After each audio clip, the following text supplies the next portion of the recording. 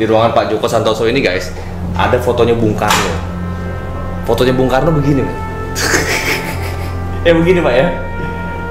Ini apa saja? Kenapa Bapak suka dengan foto ini? Apa yang Bapak? Yang pertama, Soekarno adalah proklamator kita. Beliau juga yang menggali Pancasila. Saya kira hidup beliau itu untuk Indonesia. Oke.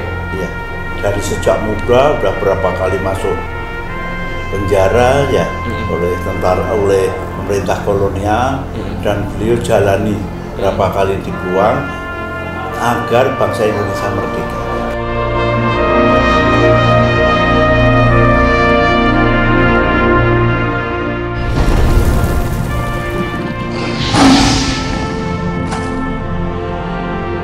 Assalamualaikum warahmatullahi wabarakatuh. Balik lagi bersama saya Vasco Rusemi.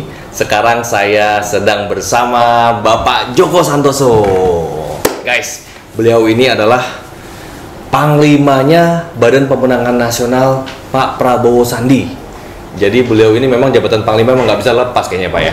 Dari zaman Panglima ABRI, Panglima TNI Pak ya. Sekarang jadi Panglima lagi Pak. Pak, kesibukan sehari-hari sekarang ngapain gitu Pak? Kesibukan sehari-hari saya adalah memikirkan agar tugas sebagai Badan Pemenangan Nasional Prabowo Sandi ini bisa selesai dengan paripurna. Paripurna Pak ya? Ya. Nah Bapak ini asli mana Pak? Asli Pak? Saya asli Solo. Oh asli Solo Bapak? Ya. Oh tapi kalau di rumah sendiri Pak, biasanya Bapak tuh hobinya ngapain sih Pak? Pak Joko ya umur saya sudah 66 tahun ya.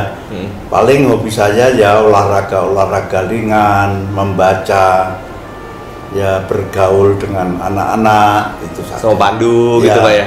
Nah bacaan Bapak apa yang paling Bapak suka selama ini Pak? Yang paling terkenang sama Bapak? Paling sukai adalah sejarah. Sejarah Pak? Ya. Sejarah apa tuh Pak? Ya sejarah apa saja, sejarah peradaban manusia, sejarah perang, sejarah perjuangan.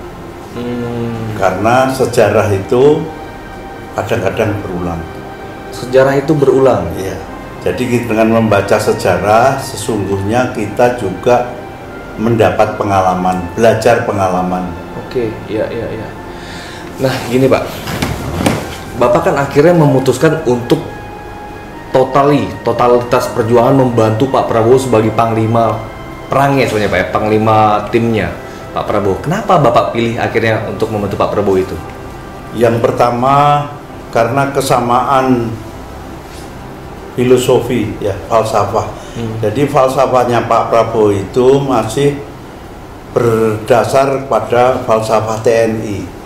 Ya, mengutamakan kedaulatan negara kesatuan Republik Indonesia, tegaknya kedaulatan, melindungi segenap bangsa, dan juga ingin memajukan bangsa Indonesia ini. Oh, gitu. Jadi dengan kesamaan visi itu akhirnya Bapak memutuskan saya pimpin untuk Badan Pemenangan Nasional Pak Prabowo ya. Karakter Pak Prabowo ini kan ada yang bilang Pak Prabowo ini galak katanya Pak. Kayak gimana sebenarnya sih Pak kalau Bapak tahu, kan Bapak hubungannya cukup dekat nih sama Pak Prabowo nih Pak. Kayak gimana sebenarnya? Ya, hubungan saya dengan Pak Prabowo karena saya pernah jadi wakil komandan batalion waktu Pak Prabowo jadi komandan batalion. Pak Prabowo itu hanya ingin bahwa anak buahnya maju, anak buahnya menjadi yang terbaik. Nah, bahasa di militer itu sayang itu bukan berarti dilus-elus. Sayang itu ya bagaimana mengeliminasi kesalahan. Jadi jangan sampai terjadi kesalahan. Yang saya rasakan. Jadi Bapak mulai kenal Pak Prabowo itu dari semenjak Bapak jadi wakilnya Pak Prabowo? Jauh sebelumnya juga sudah kenal, karena di Akademi Militer saya juniornya, dan tidak ada yang tidak tahu itu Pak Prabowo. Ya. Oke, iya. Sekarang ini kan udah masa tenang nih Pak ya. Nah kira-kira Pak Prabowo ngapain aja sekarang nih Pak pas masa tenang ini? Ya saran saya dan saran banyak teman-teman dan Pak Prabowo sendiri memang sejak dulu itu dilakukan, yaitu berdoa. Ya setiap melepas pasukannya ke medan tempur, ya pasti kita diminta untuk bersama-sama berdoa agar kawan kita yang masuk kolam, istilahnya masuk dalam palagan itu selamat, berhasil. Oke. Selalu berdoa. Oke Pak, jadi berdoa. Jadi Pak Prabowo mengisi masa tenangnya kali ini dengan berdoa Pak ya? Saya kira itu. Termasuk Bang Sandi kan umroh katanya kemarin Pak ya? Iya, iya. Umroh, dan ada yang ikut-ikutan pula umroh katanya Pak. Pak, ini menarik nih Pak. Di ruangan Pak Joko Santoso ini guys, ada fotonya Bung Karno. Fotonya Bung Karno begini men. Begini Pak ya. Ini apa saja? Kenapa Bapak suka dengan foto ini? Apa yang Bapak? Yang pertama, Soekarno adalah proklamator kita. Beliau juga yang menggali Pancasila. Saya kira hidup beliau itu untuk Indonesia. Oke. Iya. Dari sejak muda udah berapa kali masuk penjara ya oleh tentara, oleh pemerintah kolonial, dan beliau jalani berapa kali dibuang agar bangsa Indonesia merdeka. Satu pemimpin besar adalah pemimpin yang mampu mentransformasi bangsanya. Kan bangsa menjadi bangsa yang terjajah menjadi bangsa yang merdeka. Itu Bung Karno. Jadi menurut Bapak ada juga kesamaan yang Bung Karno dengan Pak Prabowo di sisi itu? Ya, dari beberapa visinya banyak yang sama. Pak Prabowo selalu menekankan tentang pasal 33. Betul. Dan undang-undang itu kan buatan yang nyusun para pendahulu, termasuk Bung Karno ya.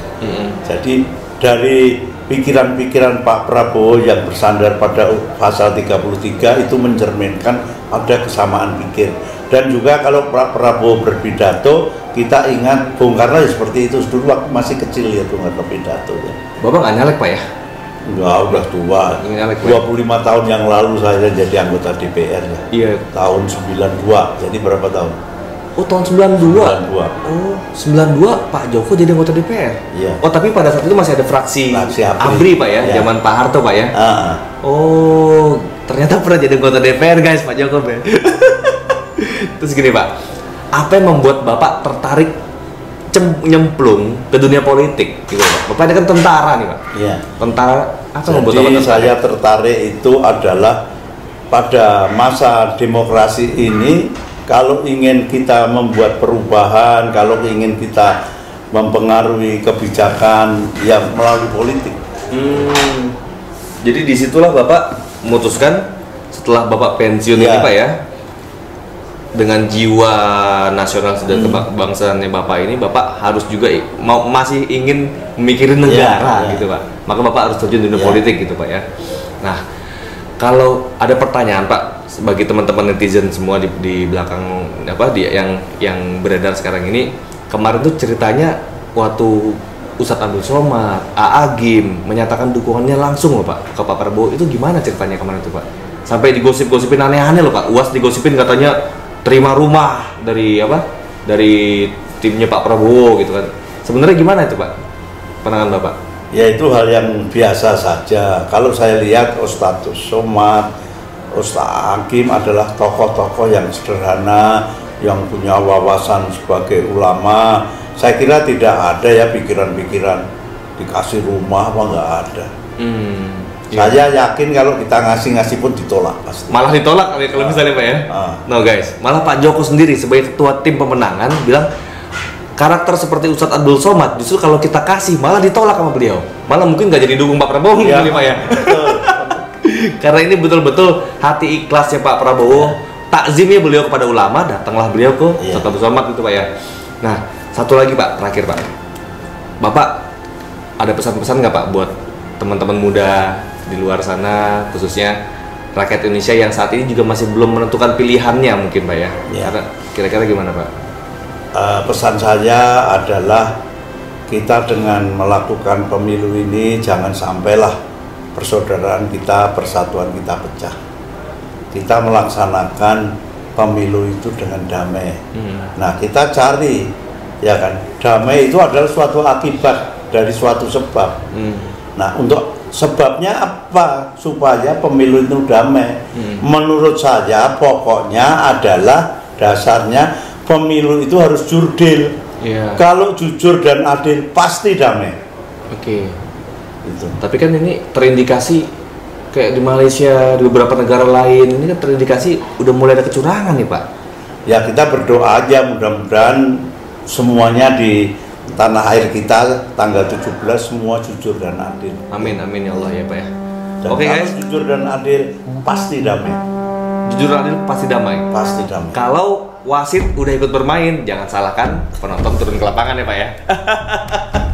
Oke guys, segitu aja diskusi singkat kita dengan Pak Joko Santoso. Semoga bisa bermanfaat. Jangan lupa klik like, komen, dan subscribe-nya. Assalamualaikum warahmatullahi wabarakatuh. Waalaikumsalam. Terima kasih Pak. Ya, terima kasih ya.